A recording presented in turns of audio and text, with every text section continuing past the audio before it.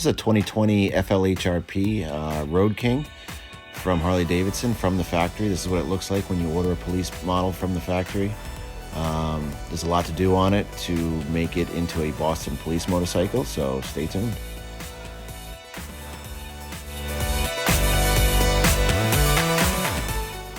So the Boston Police Department have very specific requirements when it comes to their police fleet of motorcycles. So part of winning that bid, so to speak, is making sure that all of their emergency lighting is accurate to what they have on their previous models. So it's pretty involved, as you'll see. So the small tour pack that you see here being mounted on the back used to be called the radio box, and now police officers typically have radios mounted to their bodies. So this is basically for storage, and as you'll see soon, much of the wiring for the strobes that are attached to it. It's actually quite involved, this process. It took pretty much an entire day to complete just the box. It was going to be tricky to accurately position the strobes on the rear of this box, so we actually borrowed an older BPD police motorcycle and created a template using what they had on theirs in order to do this accurately.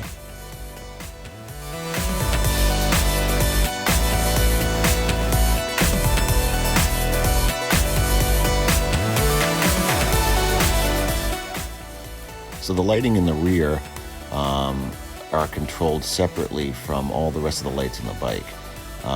The Harley-Davidson police models have a switch up on the hand controls that will allow the officer to activate those rear lights separately from everything else for certain traffic stop situations, or whatever they might need it for.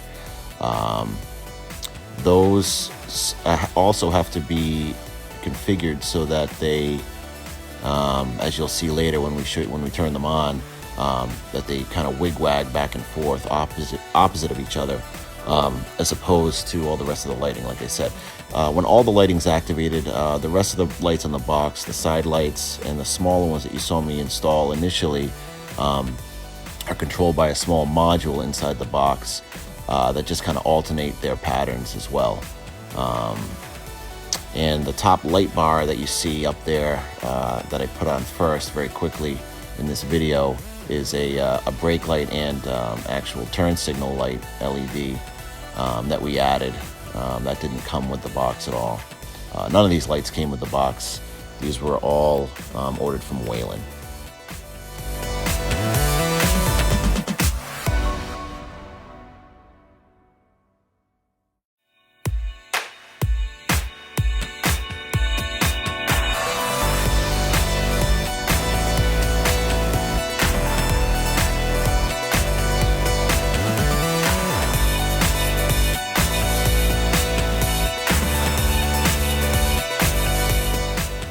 So it might be difficult to see here, but as I mentioned before, the rear lighting needs to have a certain pattern to it, and each light comes with 4 wires: a power wire, ground wire, a sync wire, which you can sync to another light so that they do the same thing, and what they call a scan lock feature.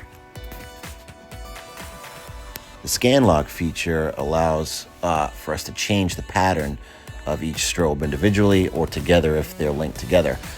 This is done by adding a 12 volts of voltage to each light using that wire for less than 1 second. And by doing that, it actually changes the pattern of the strobe.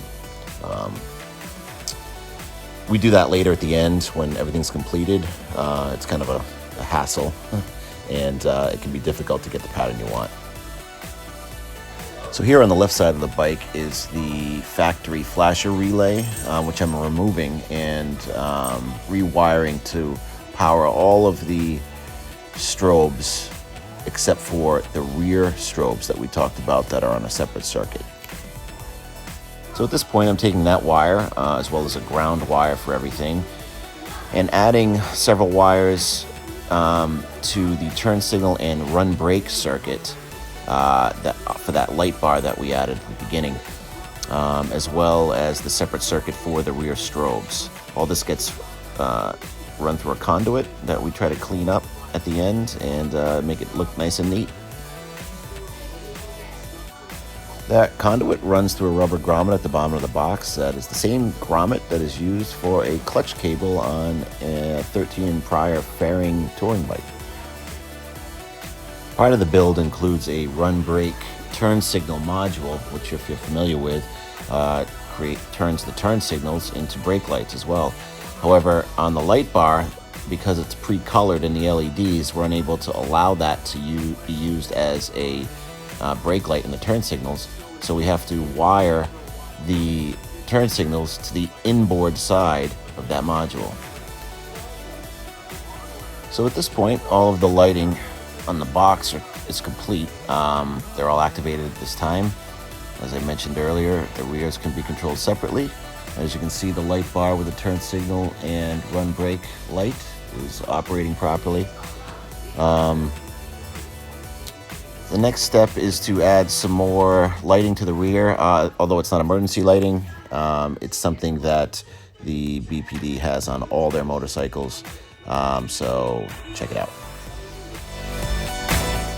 So these are basically running lights. They are not turn signals. They are not brake lights. They're just additional lighting that are installed on the motorcycle for safety. Like I said, all the BPD bikes have them. Here I'm installing an adapter harness for the amplifier, which controls the siren and air horn. Packard, the company that produces the connector that Harley-Davidson has always used on their bikes, has now been discontinued. So I'm having to do this to make it compatible with the amplifier that's provided by Whelen. Moving to the front of the bike, in this segment, I'm doing a couple things. First, obviously, taking the tank off, and I am wiring in heated hand grips. BPD offices use these year-round, and it's cold up in Boston, so heated hand grips are essential. Also, I'm wiring some of the emergency strobes that are mounted to the engine guard. Those are also provided by Whelen, but the brackets are actually made by Harley-Davidson. So those are going on and being prepared to be wired to all the front lighting. So the front emergency lighting is mostly housed by the passing lamp bar. There are two rectangular strobes that go below each passing lamp. There's two on either side of the bracket. There's one on the center bar. And both passing lamps themselves house their individual strobes, which alternate from each other. In addition to that, we put a hideaway strobe inside the headlamp. We drill a hole in the back of the headlamp and install that there.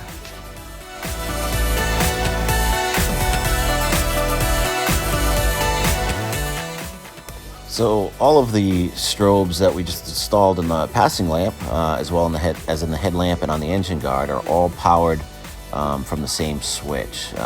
Basically, on a normal Harley-Davidson touring bike that has passing lamps, they're typically turned on either from a switch on the console for a fairing bike or on a switch on the nacelle.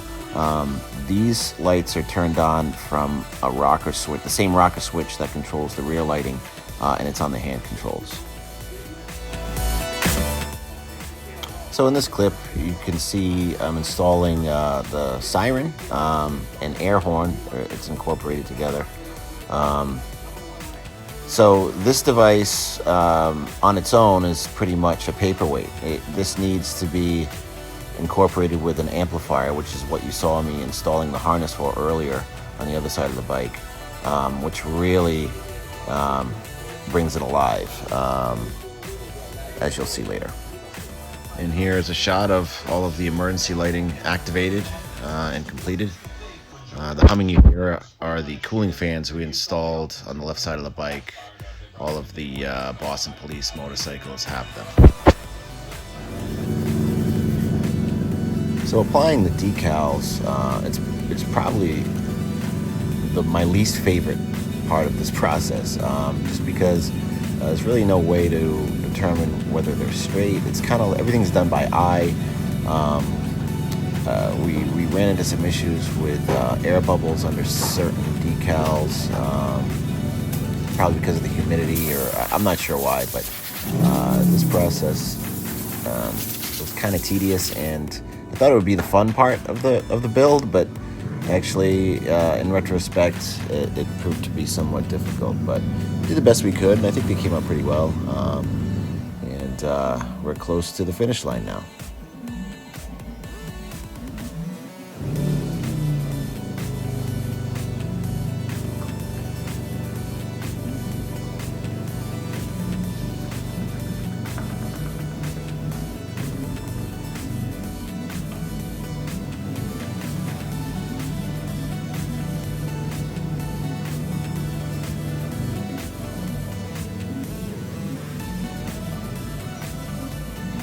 The tank badges are the exact specifications that the actual police officers' badges are.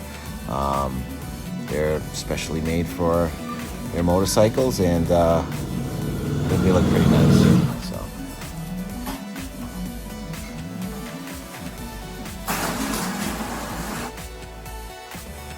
So as I mentioned earlier, air bubbles were an issue, particularly with these windshield decals.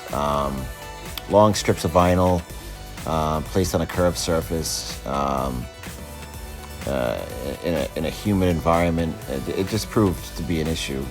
So there are some air bubbles under here. We tried to get out, did the best we could. For the most part, I think they came out pretty well, and it really adds to the whole theme of the bike. Here, the last thing we did was install the bracket on the handlebars for the mic. The mic is really just used as a PA.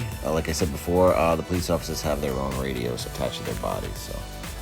So we did 6 motorcycles for Boston PD. My colleague Andy Rodricks did 3 of them. I did 3 of them. This couldn't have been done without him. I know you've only heard my voice, but he was an integral part of this process. So hope you enjoyed it, and I'm sure you'll see these bikes on the road.